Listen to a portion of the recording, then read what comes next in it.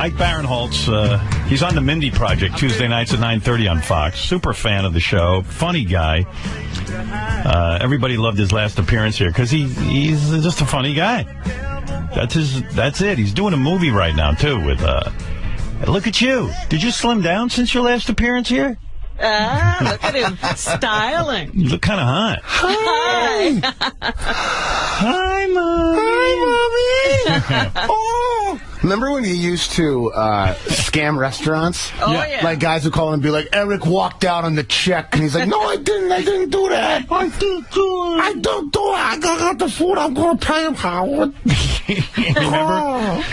Do you remember when High Pitch Eric used to scam all the limo drivers? Limo drivers. Yes. I drove him to Connecticut, and he never paid. No, that's not true. What happened is I used the limo for 2 blocks. Yeah. Yeah, there was always some explanation.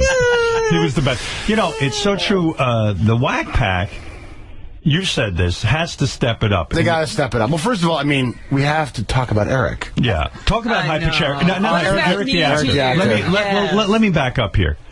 Eric the actor, you were actually in touch with Eric the actor. Yeah. I mean, he used to direct message you a lot on Twitter. Yeah. Like almost too much, right? Well, he sent me a direct message on Twitter, and I emailed Jimmy Kimmel. I was like, should I get into this? Am I crazy? And Jimmy's like, you're crazy if you don't. Right. Like, engage. So I wrote back just like, hi, Eric, and I put my phone down.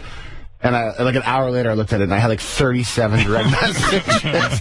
I was in the loop, and it was like, they started off like, thank you for mentioning me on the show.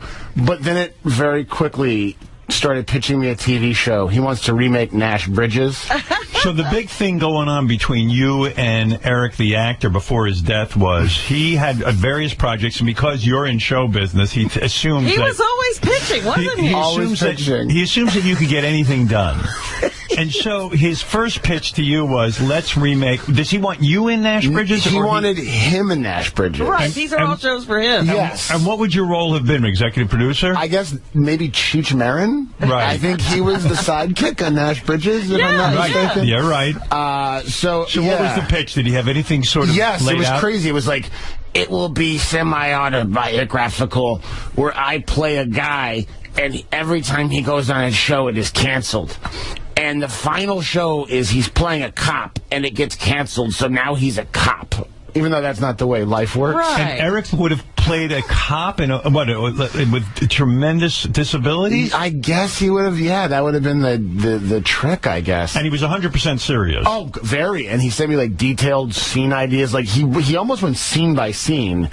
And I would just write back, like, this sounds great. And my wife was like, this is not a well person. There was a point you said that when, in these exchanges with Eric the actor, then he became obsessed with getting in touch with Haley Joel Osment. He was like, do you know Haley Joel Osment, the actor from The Sixth Sense? Yes, yeah. I was like, I met him once. He's like, do you know his sister Emily?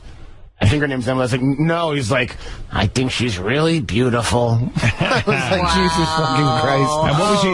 He wanted to meet Emily through Haley Joel. Oh, my. So he thought maybe you could facilitate that. Yeah, I said to Jimmy after I found out he died, I said, I feel like I lost a brother. Jimmy said, I feel like I lost my keys. I found out the worst way, too. I found out... where were you when you found out Eric the actor? I was on my couch, and I checked Twitter, and I saw Eli Braden tweeted, like, it's with a heavy heart that I say that Eric is gone. And then he probably went into his garage and wrote a song about Robin's black tits or something. Some horrible, crazy song. A break, you know? Oh, my God. Yeah, I'm shaken up by it. So when you saw that he was dead, I mean, part of you was probably pleased that your Twitter account wouldn't be inundated with Eric. It's funny, you find out which of the fans are Eric fans. Like, some of my buddies, like Paul Scheer and like Jason Mantzoukas, were like, this is the worst day ever. But then I texted Amy Poehler. I was like, Eric the Midget's dead. She's like, yeah, he wasn't for me. She's coming in here. I know she is. I'm very excited. So excited. You have to make her do Marianne from Brooklyn. Can she do the impression? impression? She can do Tan Mom and Miriam from Brooklyn. Yes, it's so funny. Is she honing this impression now? She already has it, but she's like, tell Howard I'm working on it. Oh, that's fantastic. Yeah, it's great. I'm excited about that. I mean, you actually do a lot of people from the show impressions. You do your high-pitch Eric, of course. Yeah. Someone told me you do John Lieberman from Howard 100 News. Yes, I do. Well, welcome back to Lieberman Live. We're talking about ISIS and the continuing fracturing of the Middle East peace. What do you think, King of All Blacks? Yeah, I think it's crazy. I think that's crazy shit. Yo, Roddy wearing old gold. Yo, Roddy gotta wear yellow gold. He wearing yellow Nikes. I love you, Roddy, but that's just crazy. You know, it's a funny thing. And I've noticed this with John Lieberman. He yells when he yells everything. No matter what he's talking about, it's a yell. Yeah. I'm a terrible rapper. He's like a sportscaster. You know, they're always yelling. Yes, he is like a sportscaster. You also claim to do Mark the Bagger. Yes. That's good. Yes. Yeah. No, I didn't do anything gay. That was a joke. I was joking around. Mark, yes. You work in a grocery store, right? Yes, I'm a bagger, yes. Yeah, you're a bagger. Yes. And you live with your parents? Yeah, I live with my mom. Your mom? And yes. When you masturbate, does she see your penis? Yes. She does? Yes. Well, why don't you shut the door when you masturbate? I don't know. My mom got mad because I said I did some gay stuff, but it was a joke. I was joking around. So you're not gay. You're here to tell everyone. No. Right. You're straight. Yes. Have you had sex with a woman? Yes. Recently? No. And you claim to do Ass Napkin Ed? Yeah, I can do that. That's a tough one. He's like, Gary, I need that fucking money. Gary, can you fucking put me on a contest? You had those fucking bitches on. Let me fucking come on and get some fucking money, man. Ed, you seem to be very angry with women. Yeah, I fucking hate them. I think they're all a bunch of fucking liars. I want to fucking kill them. Yeah, but you can't. You know you can't kill anyone, right? You know I fucking know that, Howard. Yeah, I gotta put my ass pond back in. Yeah, right. Fucking, I hate everyone. I'm fucking broke. High pitch, I know you do. Do you do Bobo? I could do fucking Bobo. Bobo's like, how would I wanted to call in to fucking see what you fucking thought about. What did you fucking think about AGT last week? It was fucking good, I thought. Hey, Bobo Black, you do them all. You really are. You're really king of the rack bag impression. I wish there was a way I could monetize this somehow. Because it's a useless talent unless I'm here. Do you do Beetlejuice? The king of the whack bag? Beatles tough for me. He's a tough one. When I have the Howard Stern convention, you will be, a main speaker. Oh, God. You have to have that. You have to have that. So talk to me about what's going on professionally, Ike. You of course, as everyone knows, you're on a TV show called The Mindy Project. Yes, she was on here. Yeah. Mindy was on here. So everyone's boss should be interviewed by Howard Stern. Why is that? Because it's, like, amazing to hear your boss on her heels a little bit. You know what I mean? Right. Because at work, you can't say, like, are you in love with this guy? But Howard doesn't give a fuck. Right. You know, he's like, I'll ask. Yeah, you'll go there. Now, tell me about this story. When you were working on the Mindy Project one day. Yes. Yes! The very famous actress Jennifer Lawrence came in, right? Yes, she did. Okay. Yeah. And when Jennifer Lawrence shows up, I mean, the set's probably a buzz. Yes. Because she's beautiful, she's young. Big movie star. She's a big movie star. Yes. It's a big deal. Yes. So she comes up to you, the way legend has it, and says... Legend. Ike, does she know you by name? Does she know? Oh, yeah, no, she came by. She was friends with this guy, Alex Hardcastle, who was directing our episode. So she came by and hung out. Right. It was kind of cool. Like, we get some famous people coming in, you know. Was she as hot in person as we... She's very hot, but she's more like, I guess, down to earth and doesn't wear makeup and stuff. She's one of those. She people. Dressed provocatively on the set, or just jeans? Jeans and like a sweater. Was taken down a notch. Yeah, a very real person, you know. Very nice. We hung out for a while. You haven't gone online and seen her naked pictures, have you? I have not gone online and seen I haven't either, by the way. It's good that we don't do that. Because you know what she says about that. It's a sex crime. That's right. I happen to agree with her. I do, too. I can't imagine feeling worse than the minute you finish masturbating to those photos. Right. You gotta just be like, I'm fucking disgusting. You gotta feel guilty. That's right. Somewhere. Yeah, it's really like a horrible breach of privacy. So Jennifer Lawrence says to you, the way legend has it, that she comes up to you and says that she needs to pee and can she use your trailer? Yeah, and I'm like, yeah, sure, of course. And by the way, not sure, of course, you're like kind of honored, right? That Jennifer Lawrence wants to use your trailer. I'm honored by your waist. Yes. So she goes in to use your bathroom. She goes in to pee. And what was in your trailer? The minute she walked away, I was like, God damn it. And I remembered I had like a giant skid mark that I had left in there.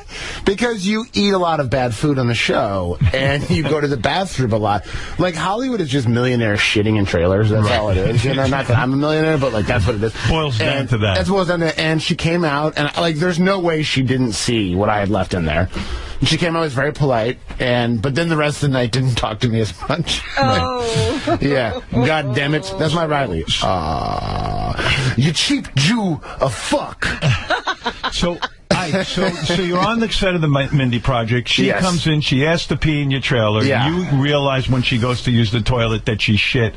That you had shit in the toilet, and that she was going to see giant skid marks. Yeah. Now, do you have a moment where you say, I'm going to wait for her to come out to see her reaction, to read her reaction to this kind of thing? I was so mortified that I, like, had my head down. I was like, everything okay? You know, and she was like, oh, yeah, didn't even, like, talk about it. Thank God, because she has some decency. Jesus Christ. It's so embarrassing. I wonder if there's a naked selfie of Jennifer Lawrence with a big skid mark in a toilet behind her. Like, so we know where she took it. Yeah, exactly. I think that would be an honor.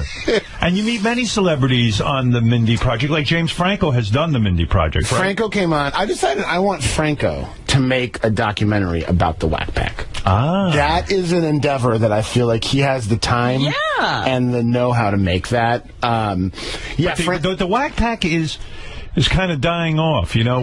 That's why you got to do it now. Literally, like, Bigfoot has turned into actual Bigfoot. Right. He's just a giant creature roaming the woods. But you said, you gave a call out to people and said, Whack Pack, you've got to step it up. High Pitch Eric, you got to get healthy again. High Pitch Eric, get healthy. Right. I mean, I think, like, the only person that I think is on line to replace Eric is Hansi, because he's the only one that has, like, a constant mania. Right. This is my impression of a Hansi. You picking up on Hansi. Say, like, Hansi. Okay, Hansi, you're on the air. Hello? It's always like he just took a gun out of his mouth. Hello?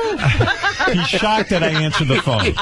Absolutely. Fuck you, Howard. You have to fuck kids to get where you are. Remember he said that one day? You were like, fuck kids. What are you fucking When did I do that? I've done a lot of shit to get to where I am, but I haven't fucked anybody's kids. Oh, my God. James, so Franco, Franco. Yeah, so he comes on the show once in a while, and you described that you had this incredible moment with James Franco where you two kind of bonded and you got to know each other a bit. But the very next day, he didn't remember you. Yeah, well, you know, he came in and he clearly had never seen the show, which is fine. Like, he's probably busy doing a documentary about, like, a one-legged gay cinematographer or something. Right, he's always doing a documentary. Yeah, so he came on and he was like, after a couple hours, like, so what do you do on the show? And I was like, oh, I'm a writer, producer. He's like, oh, got it. And then, like, later on, I showed up as an actor. I was wearing my hospital scrubs, and he couldn't wrap his head around it. He was like, what is going on? Why are you wearing those clothes now? This is him on your show. You're like, what happened with the Oscars? He's like, okay, here's what happened with that. Every classic two-man comedy team has a straight guy and a wacky guy. Anne Hathaway was the wacky one. It's so fucking funny. It's funny, right? He's that movie he did with Rogan where they kill Kim Jong-un. Yeah, it's so fucking funny. All right. I can't wait to see that. Well, maybe they can get you a copy early. Jesus Christ. I would love to see. How did you get to see that? They had, like, months ago, like, a friend screening where you come and watch it and give them some, like, notes or ideas. When famous actors ask you to come to a screening and give them feedback, can you really be honest? Let's say you go and this happened to be a good movie, but what if it's a bad movie? Can you and you want feedback? I mean, what notes do you give? At that point, isn't the movie kind of done? Yeah, you can't be like, I don't understand the third act. You just got to be like, it was great.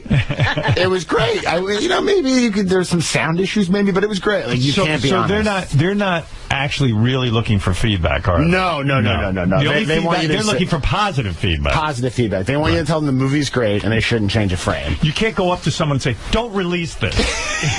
I think you guys are in big trouble. This is it. So talk to me about the business of acting, because you've been at it now. You're having success. Things are going well for you.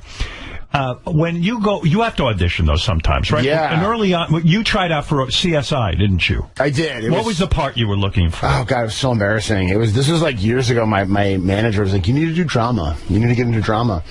So I went in and I played a Quentin Tarantino style director who was getting murdered. So, like, it's the most fucking embarrassing thing in the world. So I go in and I'm like, there's like 12 producers in there, that piece of shit show, you know?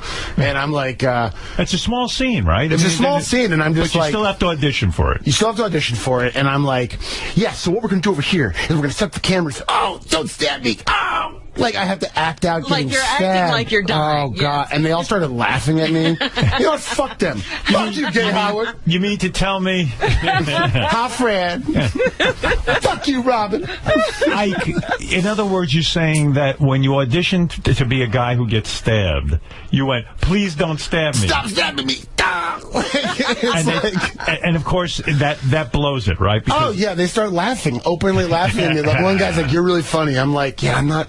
Does that make you want to get out of acting when the casting people are... It does. Oh, yeah. And why do you go back? What's the drive? Because the next one might be better. And even when you have like, I auditioned for this movie this summer for Aaron Sorkin and Danny Boyle, right? Danny Boyle play, he's like Slumdog Millionaire and Transback. And it's to play... who is the Steve Wozniak in the Steve Jobs movie, the real Steve Jobs movie, not the fucking Ashton Kutcher. But by the way, you kind of have that vibe. I could see. I could do that. And we actually strangely look alike. He's a little shorter than me, but we look alike.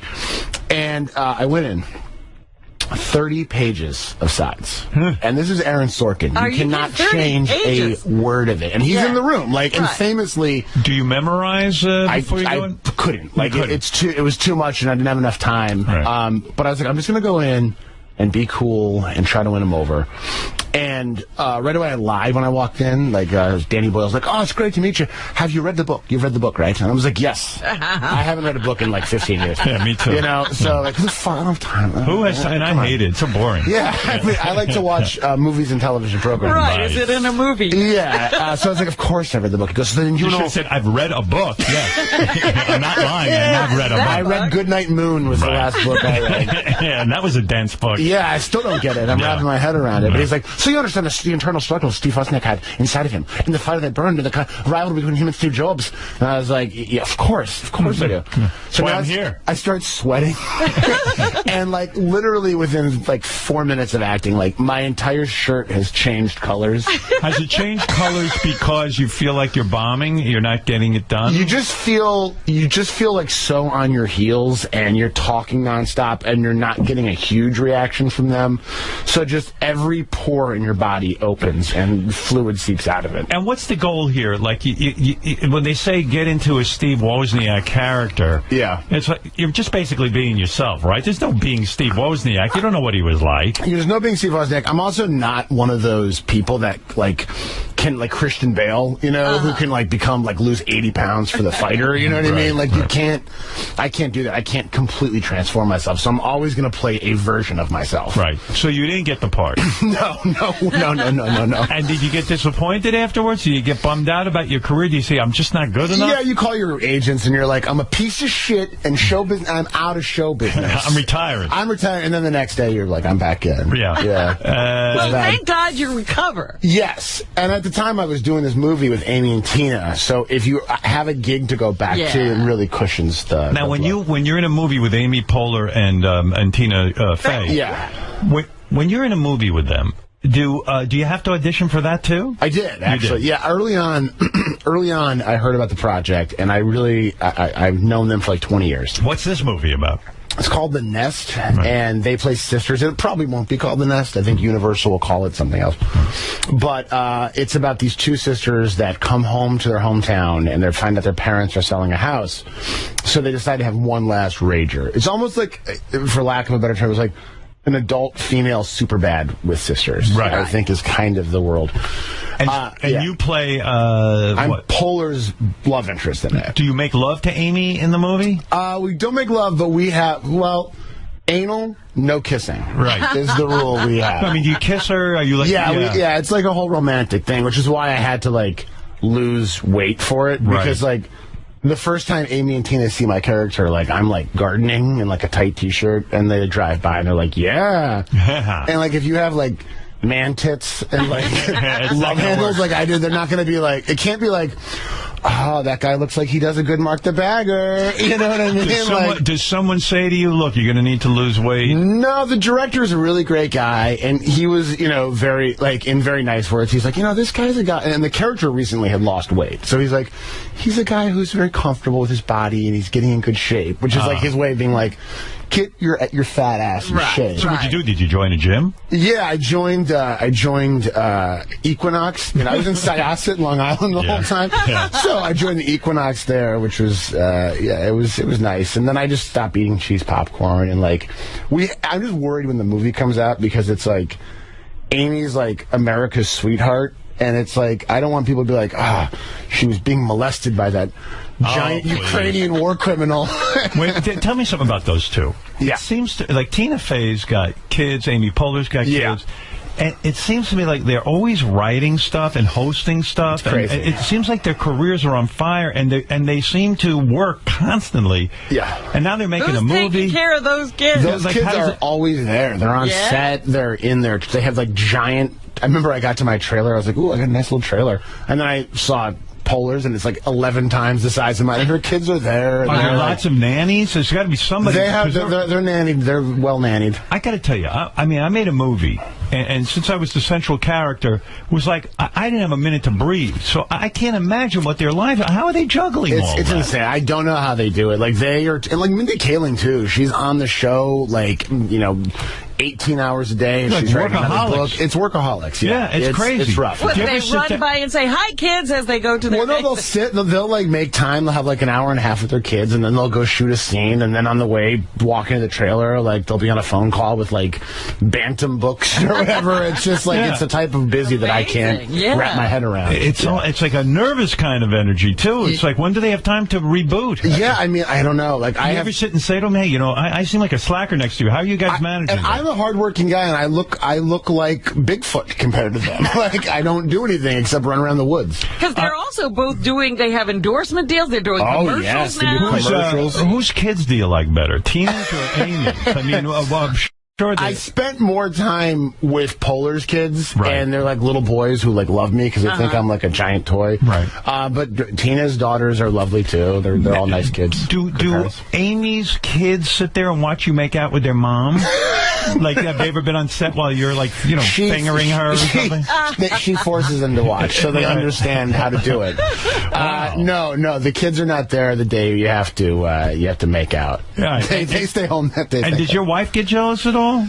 No, my wife loves Amy so much. One of our first dates, we went to the UCB, and she saw me do a show with Amy, so, she loves her so much that, if I went and did a movie with, I don't know, fucking, Jessica Biel, maybe she might be I don't know about her, but Amy, she loves so much and is such a nice, wonderful person that she's it's no big deal. It's not go fuck her. My wife said anal, no kissing. That's the rule. So tell the story, Ike. You were at a Hollywood party, okay? Yes. And you ran into Mike Judge, who I think is a genius. This guy did Beavis and Butthead. Genius. Right. Silicon Valley. Have you watched that show? My God, it's so good. So fun. So you and Mike are both fans of my show, and you said to each other, hey, let's do impressions of Jason Kaplan. What does that sound like? I mean, that's an obscure impression. The greatest thing about this show is it gives you something to talk about with someone at a party. Otherwise, I would just sit with Mike Judge and be I love you, I love your work. But right away, he's oh, you were great on Howard. I was oh, you were great. And then we started devolving into Jason Kaplan, which is just basically saying fuck you, dude. Fuck you. Fuck you. I didn't want to take pictures on the show. And we couldn't stop saying, fuck you, dude. And then, other famous people would come, Lena Dunham came by to say hi, and we're just fuck you, dude. And she doesn't know Jason Kaplan. No. That's weird. Fuck you, dude. By the way, I want to thank you, because you're always so good about going on Celebrity Superfan Roundtable. So fun. That was great that you did that. Yeah, I fell in love with Natalie Maines a little bit. Yeah, she's a very bright woman. She loves you. So talented. Right. Oh, my goodness. She's terrific. And so you went on Superfan Roundtable, and one of the people watching from the audience gave you a bag of weed. Oh my God! Oh God! Yes. What's going on? Oh my God! Tell that. This story. guy comes up to me afterwards, and I don't know who he was, but he was like, "Have you seen Jason Kaplan?" And I was like, I don't know if Benji knows this guy. I was like, no. He's like, "Oh, that's too bad.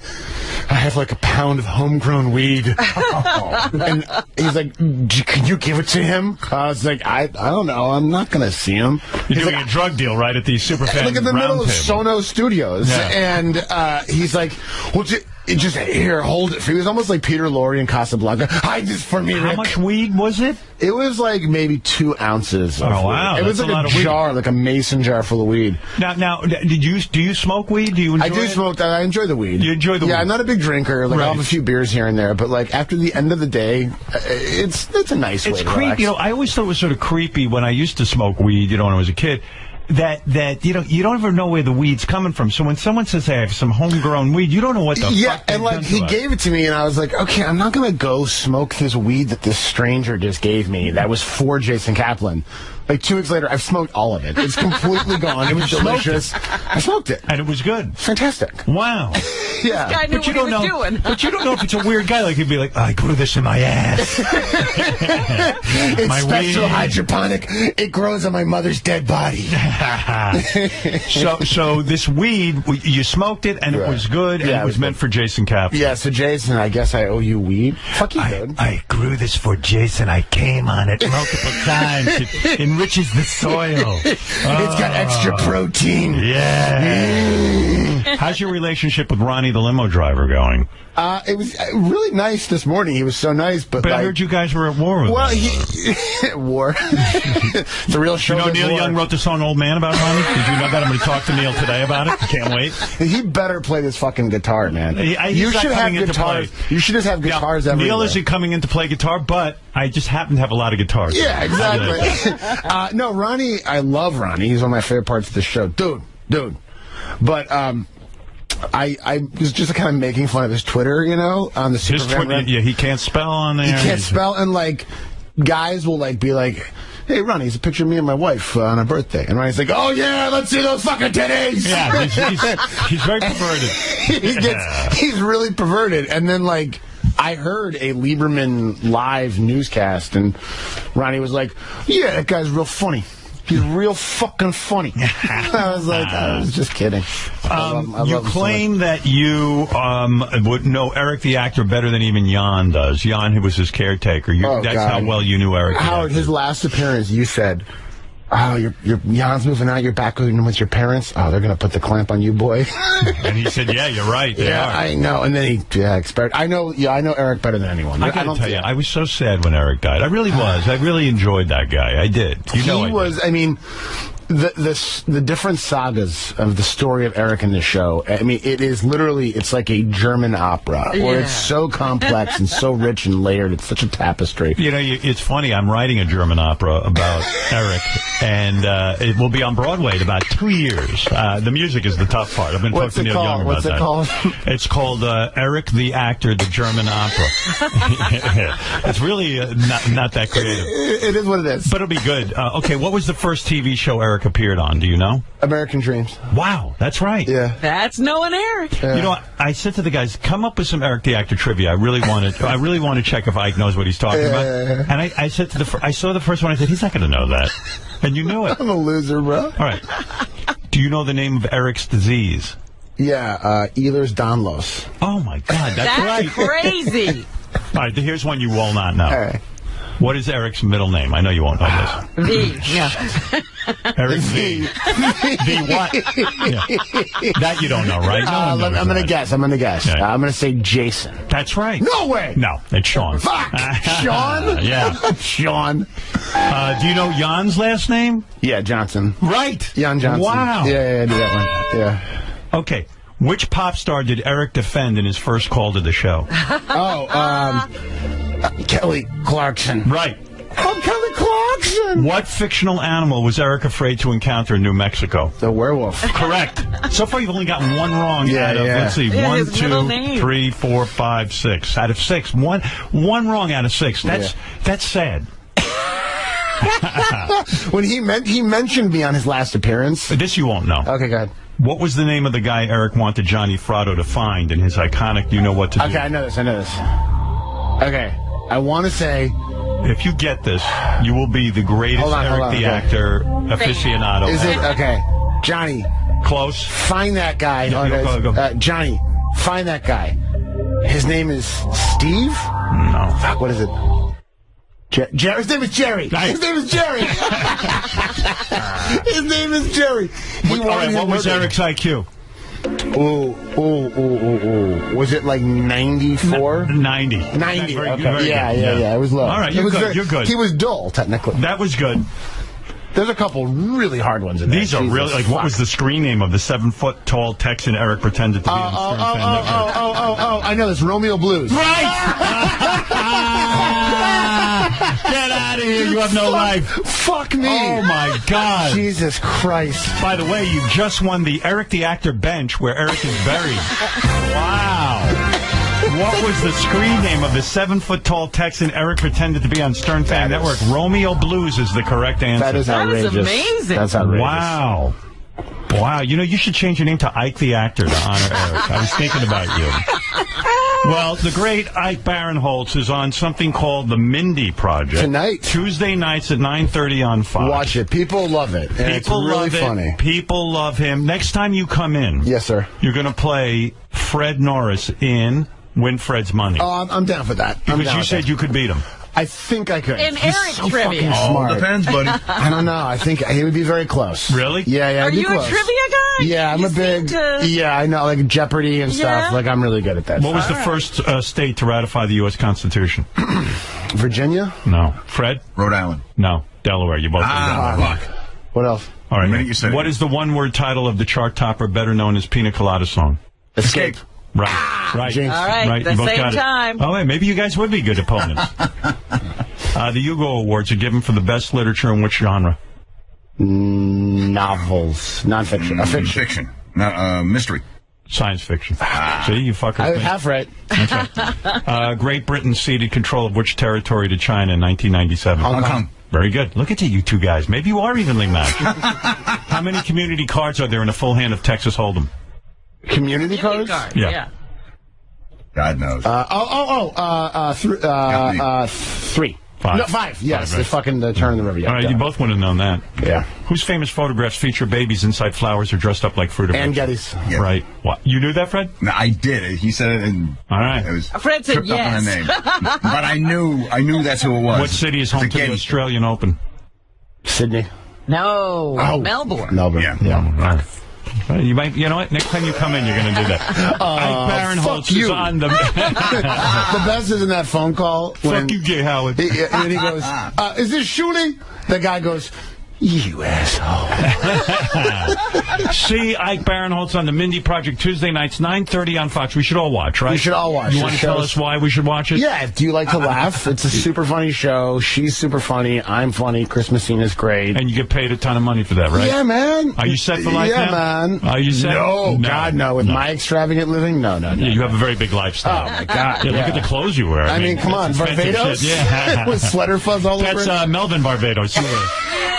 And I got this on Canal Street. I want to give you one bit of advice before I go away. Clean your trailer's toilet. Yeah. I know it's demeaning, but do it. I know, man. It's fucking Jennifer Lawrence shameful. comes by and you're shitting there. It's just embarrassing.